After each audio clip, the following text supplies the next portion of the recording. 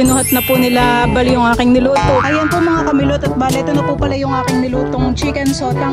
Kasi tayo po ay nagmamerienda na rin. Kami po ay tumitingin po ng tangke.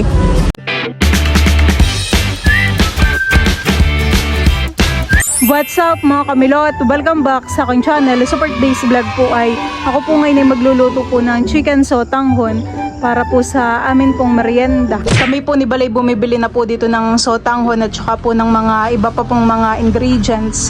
Kami din po ay bumili na po ng tinapay. Tamang-tamat may sabawhan eh. Masarap po ay may kapartner na tinapay.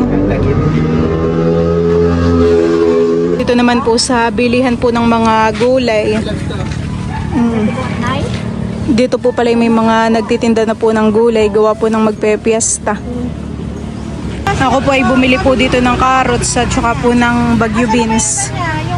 Pati na rin po celery. Marami na po ditong mga gulay. Pwede na pong mamili para bukas sa fiesta. Ayan po at kami po ni Balay nakabili na po ng pang chicken sotanghon natin hani. Ayan po at si Tita Bibi po ngayon ay nagbabalat po ng niyog. Tinatapasan na po niya. Ano pong lulutuin po ninyo Tita Bibi? Luluto po. Try ko lang daw magluto ng kakanin. Kakanin po. Opo. Dami po na yung niyog ninyo hani. 5 kilo yung malagkit ko. Ano pong kakanin po ang lulutuin ninyo? Biko. Biko po. Yung kulay pula. Baka po yung sinukmani po sa amin. Oo. Saan po galing ang inyong niyog? Doon sa ano? Tabing dagat po.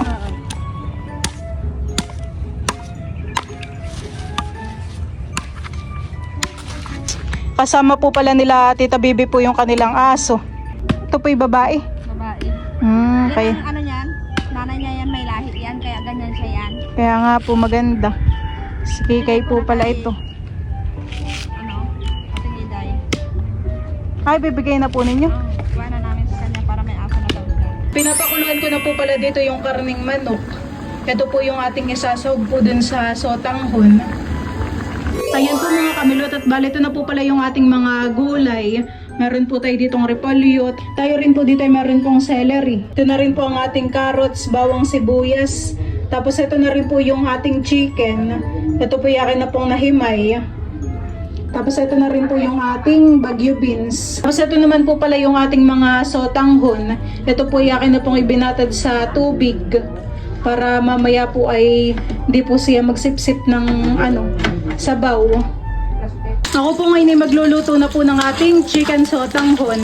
Ako po dito ay nagigisa na po ng bawang at sibuyas. Lalagay ko na rin po itong ating manok. Ayan po. Ito pa ilalagyan ko na po ng paminta, asin at saka po patis.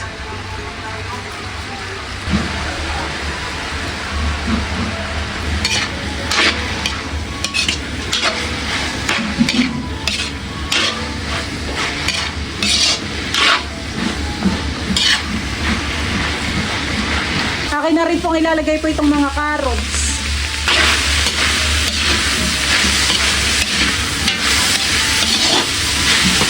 Ilagay ko na rin po itong mga bagyo beans.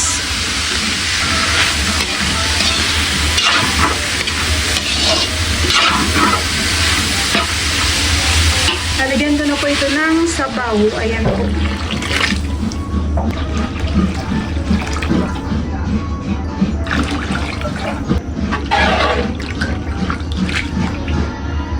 Dagdag ko na rin po itong mga sotanghon.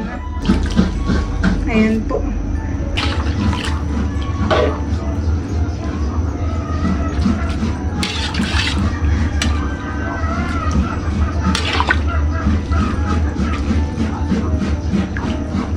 Ayan po mga kamilot at luto na po itong ating sotanghon. Lalagay ko na po itong ating celery.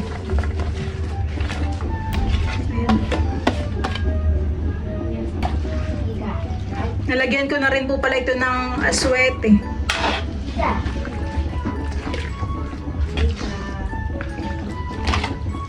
Ayan po mga kamilot at ilalagay ko na rin po itong mga repolyo.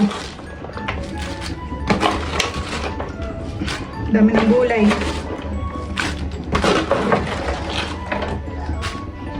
po yakin lang uling hahaluin.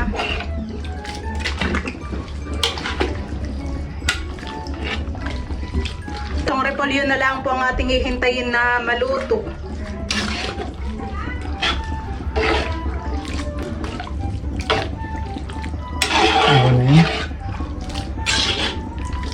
Ayan po at binuhat na po nila bali yung aking niluto. Ayan po mga kamilot at bali ito na po pala yung aking nilutong chicken sotang. Nag-ready na po si Titago ng aming lagayan. Pwede na po yan. Merienda na po tayo. Pag nawawala kayo ng kutsara na sa amin lang ha. Wala na akong kutsara. Naipon na daw may kutsara. Gusto ni Teo? Paglalagay ko si Teo dito.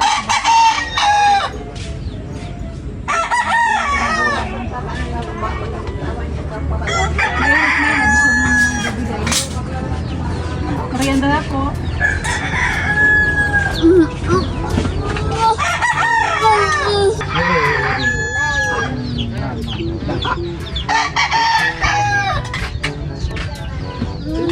Teka, baby. Ayan, kutsara. Si tayo po ay nagmemerienda na rin at nagugutom na pala. Akin na lang, Nay.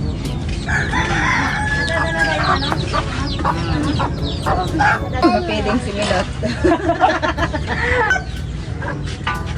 Chicken. Sino kakain o? Kutsara. Ben, konti na pa yung. Pangalag ng panahon.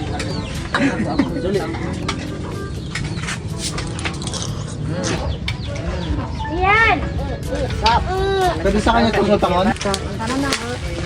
Merienda. Tito Richip. Andun pa sa bangka niya, pinapagawa niya yung bangka niya. Ilan? Doon sa bangan.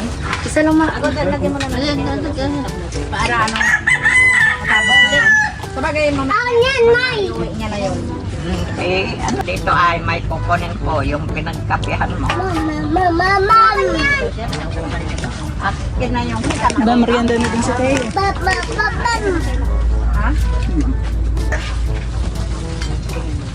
Nagkadalawang po ah. Aray! Sabong na.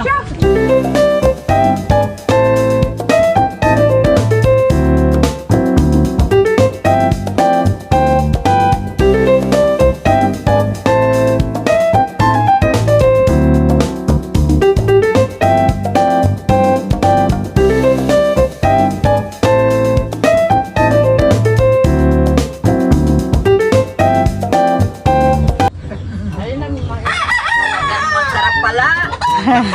Pag si Milot ang nagluto, special talaga.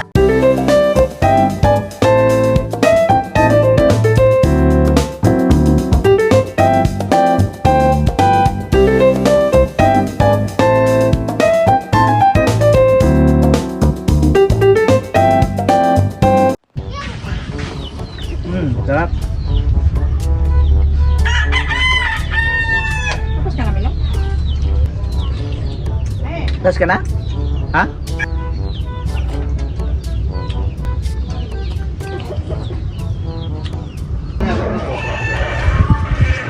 Ay, waan dahan natin ang patwa.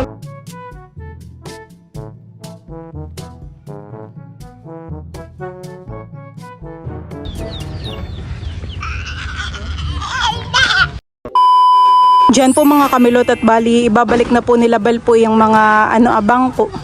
Tsaka po yung lamesa. Tapos na po ang piyesta. Sama ka, Teo? Ikaw baga magdi-deliver? Teo. Ikaw ang driver, Teo. Punta na tayo. Deliver ng lamig. Sabay na daw. Oh, ramdam na. Ramdam na. Ayun, naiuwi ko ng konti. Sama ka na sa lolo sa Mindoro, Teo. Sama ka Teo. Teo, sama ka na sa lolo. Sama ka sa Mindoro. Sama ka sa lolo? Teo? Bukay-dukay ng sibuyas.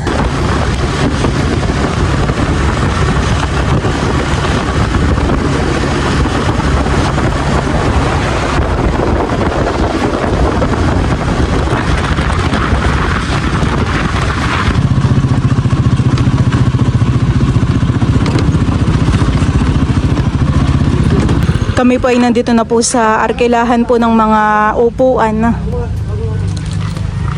Ito po ay sa Barangay Bayto. Yung sakting hindi ko Dito po ay may mga bunga na po yung mangga. Indian mango.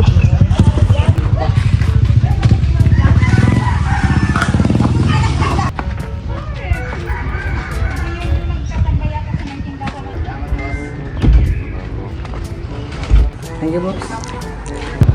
Dito pala may irrigation han eh.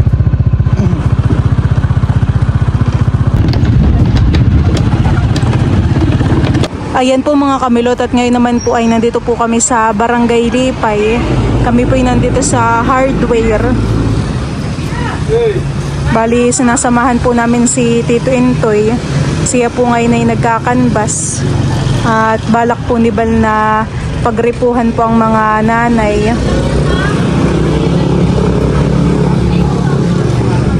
Kami po ay tumitingin po ng tangke.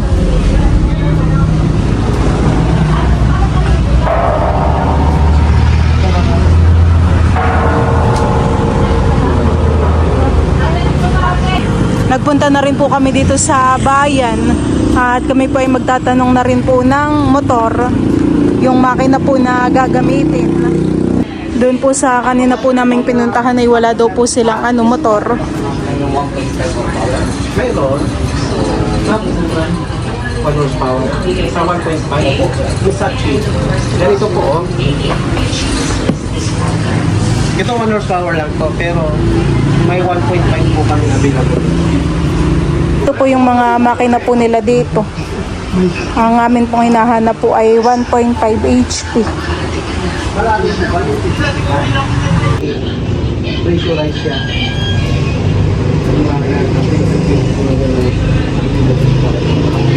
Meron ko pag 1.5 horsepower. Meron ko pag sa bahay. Tapos yung pagsisibisib ang mga tubig po mga dito hanggang mga tubig sa Santa Cruz Level.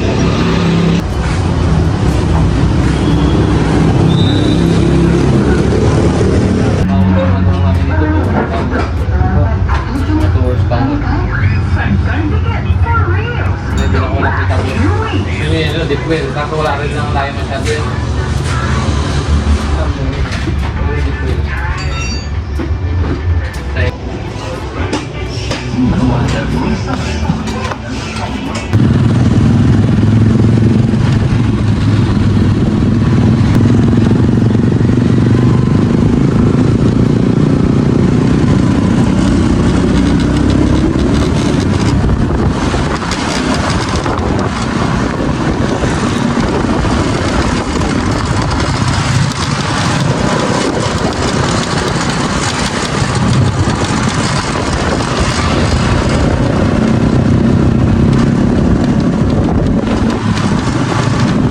Ayan, at kami po ay pumunta po dito sa magkakabit po ng gripo. Dito po pala ay merong ilog. Parang may mga isdang lumalangoy din ah.